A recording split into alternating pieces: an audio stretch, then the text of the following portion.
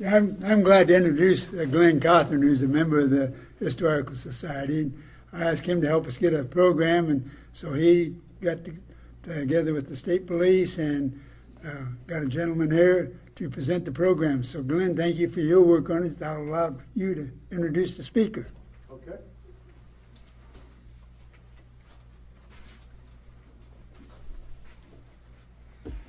Thank you, Rich. Nice to see a good crowd here. I'm surprised. I thought maybe a program about the state police would scare everybody away. A couple months ago when Rich asked me to do this program, I told him that I would. And then I got to thinking about it. An old retired guy standing up here talking for a long time, that's not going to be very interesting. So I went back to Rich and suggested that maybe we could get a young, active duty state police employee to do this for us. So I called the Post, Lowell District Post, and spoke to the public information officer and asked him if he would do this program. And he graciously consented to do that. I thought I could have done it. Looking around the room, I see another retiree, Larry Bartley, another retiree, Dick Ludlow, another retiree, Dwayne Datzman. I don't see him now. There he is, right next to Ludlow. Either one of those men could have done a program on the history of the state police also. But Sergeant Glenn Fifield, a 25-year veteran of the state police, still active duty, has agreed to do this program for us. Glenn?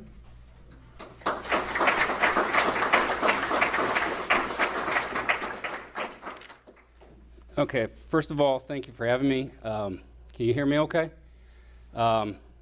First of all, Glenn's wrong. He wanted a young one. That's not me. Second of all, I'm done. There's good food over there, so I'm going to go over there and get some food. I'm going to put Dwayne Datzman on the spot. You can come up here and help me. If I correct me if anything I'm wrong, you too, Dick. But Dwayne recently retired, so congratulations to him after a long career. So good luck to you. So I wish I had a slideshow presentation for you. I do, but I don't because my laptop was not cooperating with me. But honestly, it's nothing that you're missing out on. So trust me when I say that. So again, thanks for having me here. I want to talk a little bit about the Kentland Post and its brief tenure as one of our posts here in, I guess you'd call, this is still technically Northwest Indiana, but I would say Northwest Central Indiana. So back in 1941, our superintendent decided to go with a decentralization of the troopers in the state and try to expand for better coverage and service to the citizens. So he decided to take the posts that they had at that time and condense them or expand them into sub-districts, and that's when they came up with the Kentland Post, and that became a sub-post of the Lafayette Post. So it was Lafayette Post back then was considered post number 3, and the Kentland Post became post 3B. So it was commanded under the Lafayette with a sub-post assistant commander. The first sergeant ran the post here in Kentland. It was only open for really a cup of coffee. It was only open for like 13 and a half years, somewhere in there. So to be honest, when I called the museum, who does all of our historical stuff, and they do a phenomenal job. If you're ever down in Indianapolis, please stop by District 52, the Indianapolis Post, and stop by the museum. They have a phenomenal display of historic material. There's some old police cars down there, a lot of nostalgia stuff. It's really interesting. I enjoy going down there. Every time I'm down there, I stop in and take a look around. But if you get a chance to stop in there, please do. But I did call the museum, and I talked to them, and I said, hey, I got a call from Sergeant Cothran. He wants to know if we could put on something about the Kentland Post. And the young lady down there says, who and where? What? What post you talking about? I said, Kentland Post. Okay. She did some research, and there's not a whole lot. I discovered there was not a whole lot. because it was not there for very long. So there's not a whole lot of photographs. There's not a whole lot of troopers that were assigned there. There's just not a whole lot of historical collection of stuff at our museum. So she did a little bit of research, and she came up with a few things, and she sent them to me. And what I have, Glenn has found out in his research and documented it already. So it's, I mean, his stuff that he has is very accurate. So there were 18, the most troopers they had there were 18 troopers. They covered Benton, Jasper, and Newton County when it was open. Like I said, it was opened in 1950, what was it, 56, I believe, and it closed in 69. In 1959, Trooper John Powell, who was a member of Lafayette Post originally and was reassigned to Kentland, he was killed just down the road here on 41 while he was placing a speed timing device across the road. So you have to remember back in 1956, the way they would clock cars was way different than now. They didn't have radar and stuff like that. So he was putting a rubber strip down across the roadway, and obviously 41 wasn't a 4-lane highway then. And when he was bending over, putting this down, he was struck by a car and he died at the scene. And he'd been on, I want to say he was on 4 years, or 5 years at the most when he was killed. So that's something I didn't realize is that for as short a time period as this post was open, they did lose an officer. In late 1960s, they decided to go back and close some of the posts, and Kentland wound up on that list, and it was closed in 1969. The troopers that were assigned to the Kentland Post were distributed throughout the area. Most of them went back to the Lafayette Post. Some of them went to Dunes Park, and some of them went to Cherville. The interesting thing about that is those guys must have felt like everywhere they go closes, because in 1977, so about 10 years later, Dunes Park closed and Cherville closed, and that's when the Lowell Post was created, and it still exists today. In fact, we're building a brand new post. We just broke ground on that last month. So in about 18 months, spring of 2023, you folks can all come up and visit our brand new post. It'll be open to the public. We'll be doing a lot of tours. I'm sure everybody watches TV and sees like crime scene investigator, CSI. It's basically going to be a laboratory with us troopers in the closet. So it's going to be a large laboratory with a small area for us unimportant troopers.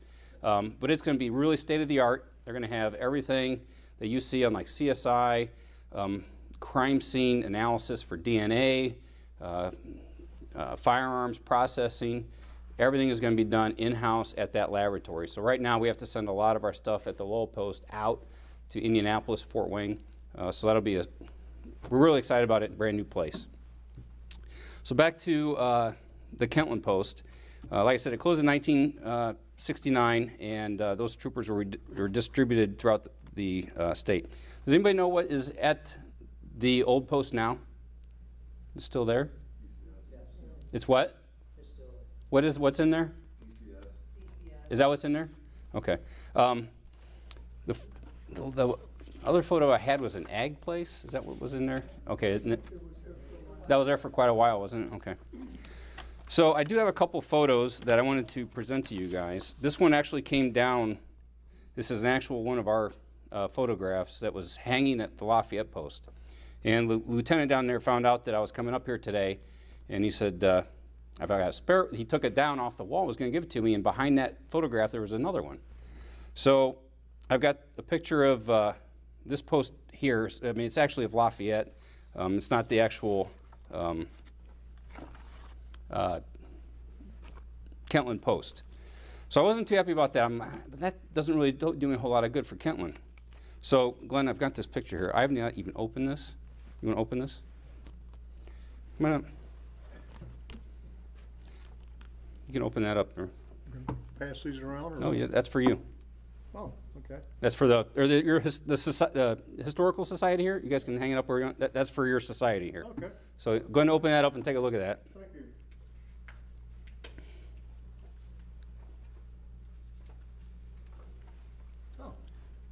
It's the only photo that we have. An aerial view of the old Kentland Post. It's the only picture we have. Thank you. Yeah. So you guys will be able to frame that and keep that as a keepsake. So that's I thought that was pretty cool. That it actually had an aerial photo, which didn't happen a whole lot. So other than that, unfortunately, there's not a whole lot to cover about that post. If I can answer any questions you may have about what we do now, where we're headed as a department, or anything like that. Dick, did you ever make a chance to get down to that area when it was opened? Or you know anything else about the post that I may not have left off? Or Dwayne, do you know anything about it? No, I come on in 1970, they just closed it. It just closed? Yeah, Okay. Larry should know, he come on in 64, I think. Larry, do you? I came up here September the 1st of 64. And when I arrived about 8 o'clock that night, all the troopers that they had were there to greet us. They only had 4 troopers. And there was 4 of us came in.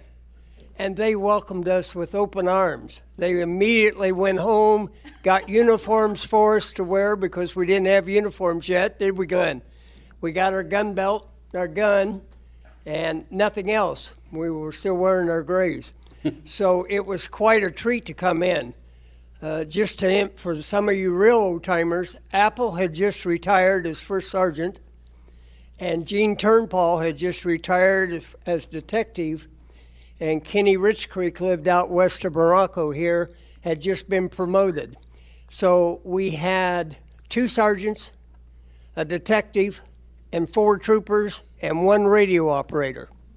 That was the staff at the post. So they greeted us with open arms. So I stayed there through till 69 when they closed, and then got transferred then to Cherville. That's pretty neat to double your staffing with what in one day. I know here at Lowell, we'd love that. I mean, I can't imagine going from 70 troopers to 140. That'd be phenomenal. It was such a treat when we got there. I mean, they really greeted us with open arms because we were their relief. Yeah, we'd was the welcome way them they too. looked at it. Yeah, absolutely. That's So awesome. it was something else. And when they closed, then there were 6 troopers in each county of the 3 counties. That's why we had 18. So they increased the manpower as the years went by because of more things happening. 65 was getting ready to open. 41 died after it opened. So it was quite an experience. So Thank you. Larry, when you came and they had 4 troopers, that was 4 troopers for 3 counties? Yes. Wow. 2 in Newton County, 1 in Jasper County, and 1 in Benton County. But you have to remember the population back then was, And the only reason they had 2 in Newton County was because 41 went through and it was a dangerous stretch of highway. In 65, my first full year of working here, I covered 18 fatals on 41, and 10 of them were from Alabama, and all 10 of them were wanted by the law. We actually sent a letter to the governor of Alabama telling him if he had any more criminals he wanted to get rid of, send them up through Indiana. And he actually sent us a thing, we have the Sagamore of the Wabash. I don't remember what theirs was called, Colonel something, but he sent us a big certificate that was on the wall for quite a while. I wonder who's got that now. That'd be interesting. I'd like to know. Yeah, for sure. You got to Oh. realize, too, that us kids back in '56 were better kids than what they are today. That's true. So, oh, that's, yeah, for sure. So one of the things I found interesting that when I was doing my research about the Post is there was actually a trooper from the Kentland Post who came up with a system for photographing car crashes at night. So if you remember back in '56, cameras were not great. Well, he used a system he came up with something with multiple lights at a scene, and he would cover the lens, and then he'd open the shutter of the lens with different angles, and it took such good photographs at night. I had a photograph and I printed it off, and it looks terrible when you print it now because it doesn't translate to today's pixels, and it just doesn't translate as a good photograph. But back then, it was phenomenal, state of the art. So you probably know what I'm talking about. So they actually adapted that throughout the state after he came up with that. Yes, if you can recall, you remember the old speed graphic cameras like the newspapers used? They took a piece of film that was 4 by 5, and what we would do, we would load the camera, take the lens off, and snap a picture with a flash. Put the lens back on, we'd have someone walk down the road with just a flash, and when we got ready, we'd take that off, and he'd flash and we'd snap the picture. So we did a multiple flash, and we called it painting by light, and it worked real well, and Yeah. we were able to capture them. And that was like groundbreaking technology back then. Yeah, you guys paved the way for nighttime photography. So, anything else? Yeah. Grab the microphone from. Oh.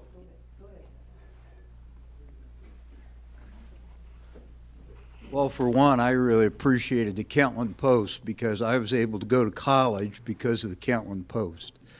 And that is, my dad was a JP, and he got $5 for every ticket that was brought in. And so when I grew up, I knew all these troopers because they would come to our house and they'd drink iced tea and play bridge and whatever else they weren't supposed to do. And I remember that one time, Dad got at that time, the state of Indiana had 2 airplanes, and Dad had an airplane on like Memorial Day. So he hit the jackpot that day. I forget how many he got, but in essence, it did pay my tuition to go to DePaul at Greencastle. And so I appreciate the Indiana State Police and Jack Steele and some of these other guys that are no longer with us. I always thanked them for it. I'm Dick Ludlow. I come on the state police in 1970 and got assigned to the Cherville Post. I come on out of LaGrange County, but I lived here in 1965. In 1964, when they changed LaSalle from a state park to a wildlife area, my dad was the first manager up here. I had 2 sisters that graduated from Morocco High School. And I lived here. I was in college at that time, but in '65, that's the first time I saw that lawyer over there. He was in college, I was in college, but I come on the state police, they sent me back over here. But I got promoted in '65, or '75 rather, and I wound up my last few years, I was chief of investigations. But some of the history of Newton County, I worked down here a lot. And back in the '70s, there was 2 things that Newton County was famous for with the state police. That was marijuana and bodies getting dumped over here. And nothing's changed, Dick. Yeah. We, for years, yeah, we averaged over 200 arrests a year in the '70s and early '80s. And for marijuana, it was just unbelievable. From all over the United States and Canada, they would come here.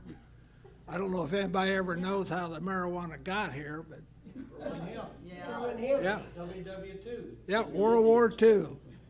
They, when Japan took over the Oriental, we couldn't get hemp, which they made rope from. Well, cannabis, marijuana, is part of the hemp crop. So they planted it all over here in Newton County. And then the war ended, and they left it, walked off and left it grow, and then somebody found out they could smoke it. But that's, They knew they could smoke. yeah, it wasn't a natural product. It was planted by the government back in World War II. Then, of course, in the mid-'80s, we had the Larry Eiler case where he dumped all those bodies up at Churchill's property up there. We've had 4 bodies. 2 of them we identified right away, but 1 just got identified this last year. We finally got a DNA and figured out who it was. I'm long gone from the state police, but it was my old case. Bartley, well, he worked on it when he was in the lab. But they had a lot of activity down here over the years. Don Hartman, that was the sheriff, he was retired from the state police. I even trained him back when he first come on, and he was in charge of the marijuana patrol for years down here. But we had a lot of work down here back then, and they still do. Richmond for Newton County. We made Newton County famous a few years ago, and if you get on the A&E channel or go to YouTube, type in The Lady in the Box.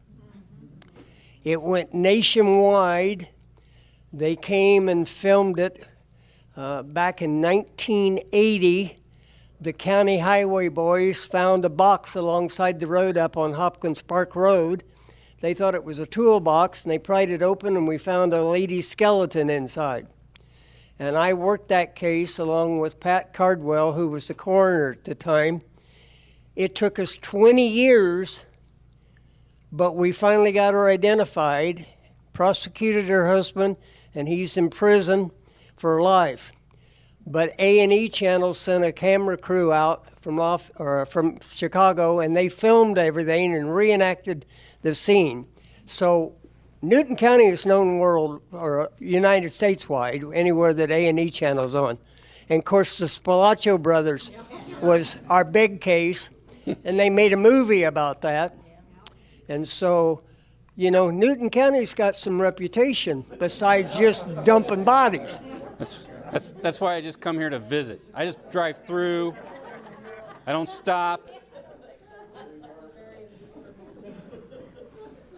Just a point of interest.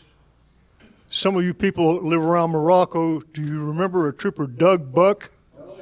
Anybody remember him? He was one of the original troopers assigned to the Kentland Post.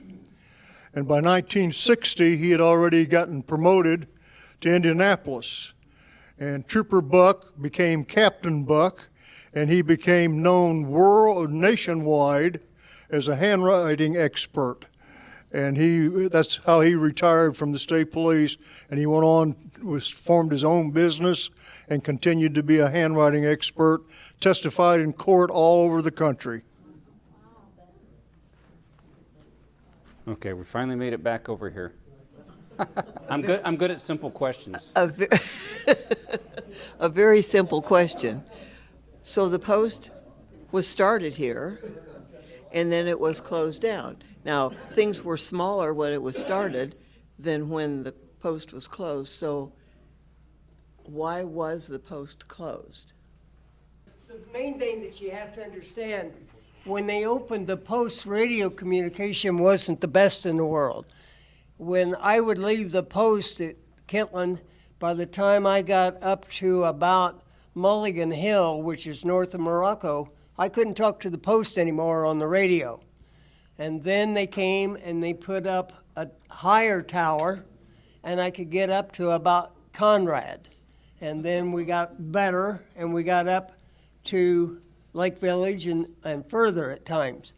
And so they took a good hard look at everything and said, you know, we can consolidate these buildings, cut back on manpower, cut back on utilities and everything else, and the men can still do their job and talk and get all the information they needed. So they started in the process of saying, well, where are we going to locate new posts? What are we going to do? What are we going to do? And how are we going to do it? And it took them several years before they got the plan put together. Right. As radios have progressed, so back the radios he had, they were called low band, and they would not reach very far. So now what we have now is we're on 800 megahertz. And I think Newton County is also now, which can go for with certain repeaters. It can go around the state. I can key up my microphone right now, and I can talk to Evansville. So the system is way better than what we had back then. So their need to expand the Post actually has changed, and now just up until when did we close those, Dwayne, or those posts, Dwayne? 2012, I think we closed, like Terre Haute, and we started closing several other posts because of this 800 radio system. We don't need as many radio dispatch centers, and we don't need as many posts because the radios go farther. So our troopers, we need fewer home bases, basically. So technology, and obviously the bottom line with every not only business but government is financial reasons as well. So How many state troopers are there now? I think we have 1,500. Of that, I think only 800 are on the road. And right now we're short, I want to say 250, somewhere in that area. We have a lot more retirees now than ever.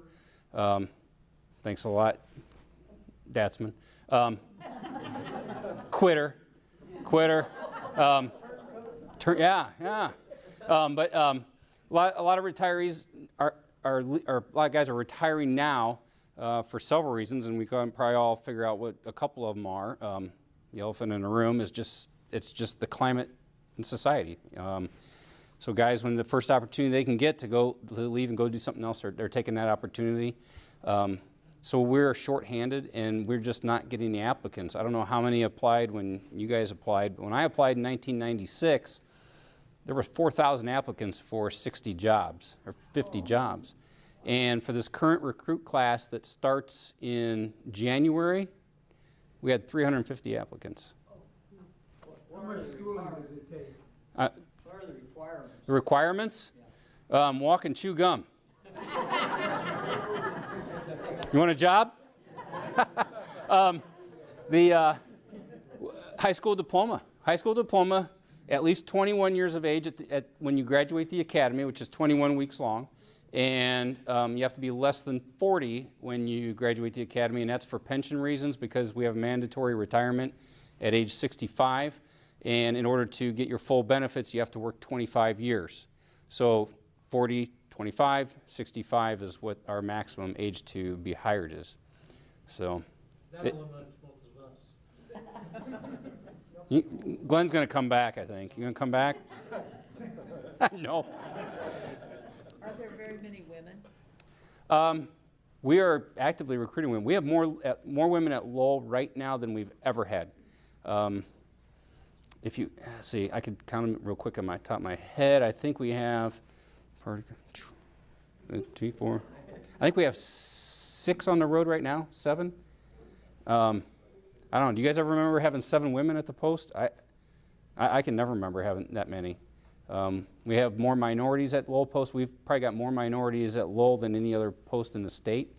So it's something we're proud of the women that work for us as well as the minorities. So yeah, and we're seeing more women wanting to get into this line of work.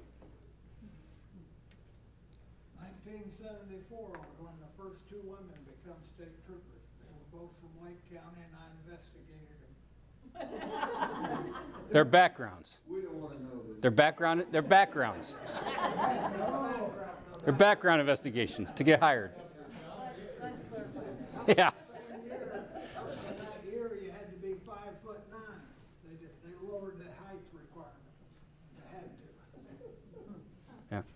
Yeah. My question is, how is it determined what authority handles a crime? When is the state called in? When there is something massive, does everybody just respond together, county, state, local, or is there a protocol? Right, so that's a great question. So every situation is different depending on the magnitude of it. So what happened yesterday, was yesterday, right, with the parade? If that happened in Kentland, would the Kentland Police Department have the resources to handle that? Probably no. Probably not. Well, and then at the same time, would you go up north? Would the Valparaiso Police Department have the resources to handle that? Probably not. Maybe. So we've got statewide resources that we can call upon. We've got way more detectives. We've got guys that specialize in different things. We've got, as a state agency, we've got a larger budget, so we've got more training, we've got more tools, we've got more equipment. So on larger scale things, it just makes sense for other agencies to say, hey, state police, can you come in and, one, help us with it? And if it's something that is just over their head and they just don't have the capability of handling, then we'll take it over for them at their request. But we don't ever walk into, wouldn't ever walk into Newton County or Kentland and, you know, they're investigating a homicide and we're not going to walk in and say, no, you guys are out. This is our case. Only if we're requested to.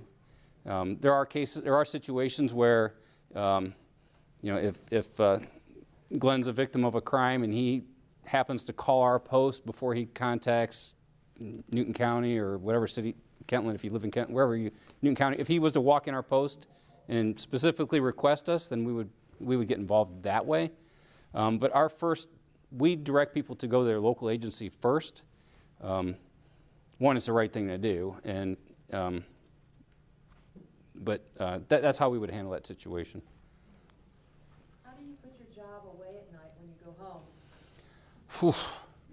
home? That's tough. I've seen a lot of bad things in 25 years, and these guys, Dick and you and Glenn, I mean, we've seen bad things, the worst things that he's seen. You know, we can compare, and you sit there and you're like, man, how do I basically look at it like the sun's coming up tomorrow. Tomorrow's a new day. This has been, the last 2 weeks for me has been pretty rough. We've had a rough streak. We've had a suicide that we had to deal with. We've had the officer that just got in that bad car crash. I don't know if you guys saw it up north in Chesterton on Saturday night. He's lucky to be alive. So it's, we found the deceased infant up there in Hammond recently. Can you all hear me okay? I don't know if I'm talking, okay. We found the infant in the pond. So it's been a rough 2 weeks. You find an outlet. For me, it's always been, I used to referee basketball and football, so if y'all have seen me at Newton County, or at Newton County High School, or Newton, yeah, North Newton High School. I stayed away from South Newton. No, too far a drive. No, North Newton High School, and you booed me. I'm sorry. But that was my outlet. We all find things, you know, to do. Some people like run. My thing was refereeing. You know, some people, you know, you have to find an outlet to direct your energy to, or it'll consume you. You know, there's been times when I've had a situation where it was real bad, and I won't go into details, but I went home that night and got my little daughter, who was, you know, that big, out of the crib and just held her. You know, I mean, that's how you decompress. You know, some of the stuff you see, it just rips your guts out. You know, we're not dealing with humans here, you know. So there's been rough nights, and these guys can tell you they've been through it too, every one of them. You go home and you're like, man, I don't know if I can do this tomorrow. And then the alarm goes off and you go to work and start all over again. Yeah. So I know it wasn't all about the Kentland Post, but like I said, it was, yeah, Shannon, go ahead. Do you want to share the doc delivery information for current stuff that they get your press releases? Oh, yeah. If you go into the state of Indiana, if you Google state of Indiana, and on our website, you can scroll down and subscribe to my news releases, and it's www.in.gov/ISP. I believe that's it. Or if you just Google Indiana State Police, it'll come up there, and you can subscribe to my news releases, and you'll get all the news releases for the Lowell Post. If you want them for the Lafayette Post, because they're just as close, they're closer than we are up at Lowell, but we cover your area. You can subscribe to Lafayette, Lowell. You can pick out what news releases you want to get. I'm also on Twitter, if you all have Twitter, or Facebook. I'm on Facebook. My handle on Facebook is ISP Lowell, and then the number 2. So if you go on Facebook, you can find the Lowell Post there. All my news releases I post there, so if you don't want to subscribe to them, you can go to my Facebook page and follow and get those as well. So thanks, Shannon, appreciate that. But as far as the Kentland Post, there's really not a whole lot of information. He's done all the research on it. He's got an article here that he wrote, and it's basically, and he's spot on accurate with everything he has. Yes, sir. You said the Kentland Post was closed in 1969, 1969? right? 69.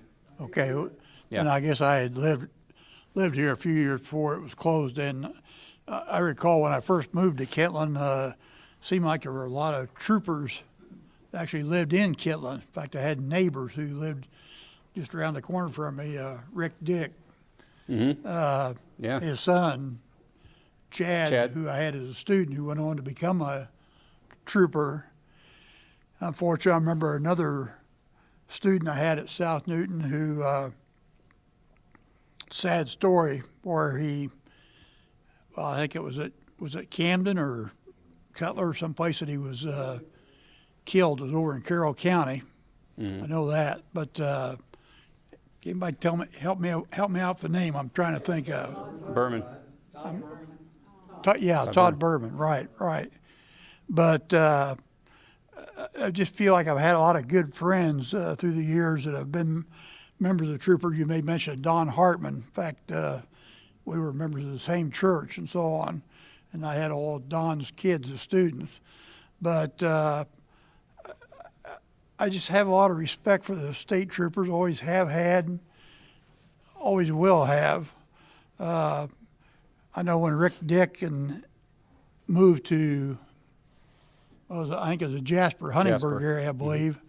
And then, in fact, that's where his son, I believe, was a trooper out of, was Yeah, that Chad was general down area. there as well. Yet, I ran into Chad one year at the state fair, and I just walked over. I saw him. I knew who it was. I just waited till he was free and walked over, and he was busy doing something, and he turned around and Mr. Scott. Why would he remember me? I don't know. But he was a good kid. He was a neighbor also. And like I say, I just have a lot of respect for you men. And Well, I appreciate that. Yeah, Chad it's been worthwhile to be here this evening. well, thanks. Chad just retired. Excuse me? Chad just retired also. So him and his dad are both retired now. Yep. Is there a list of the troopers from Newton County somewhere that I could access for our historical file? The ones that worked at the Post, the Kentland Post, Indiana troopers from Newton County. there wouldn't be a list. No. He's got. One other boy that came from Morocco that was a trooper, and that was Max Hunter. And He's Max still- Hunter got drafted into the military and got wounded. And of course, they had to hold his position open for him, and they did. And when he came back, they would not let him go on the road because he had a limp from where he'd been shot in the leg. So he became the only radio operator at the post that was drawing troopers' pay and finished out. And of course, he retired also. Yeah, he just retired. I just saw him the other day. So yeah, he's doing well. Yep. Wasn't there a block? Dick Block Yeah. worked here. He was one of the two that worked in the county when I came up.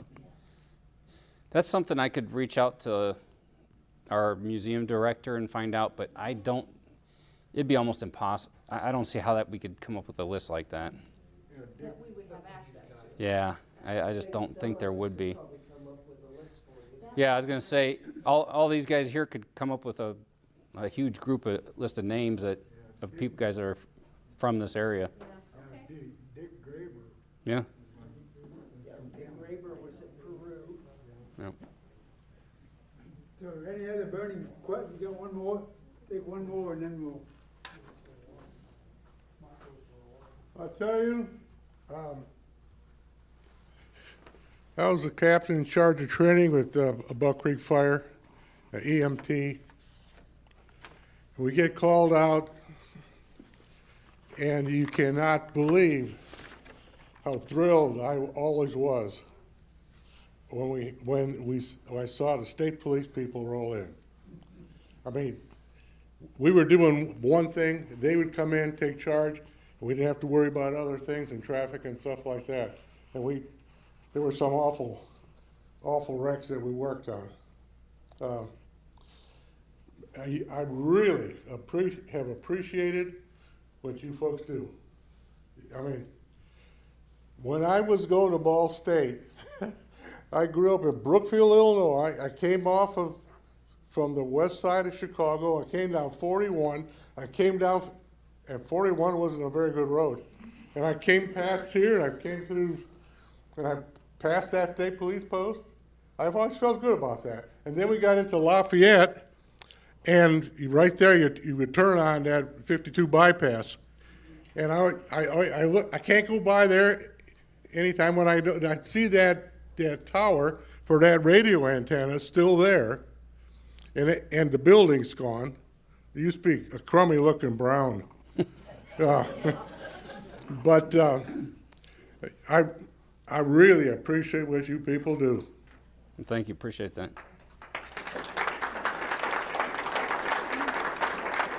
Glenn, we thank you very much for coming out. Let's give him another round of applause.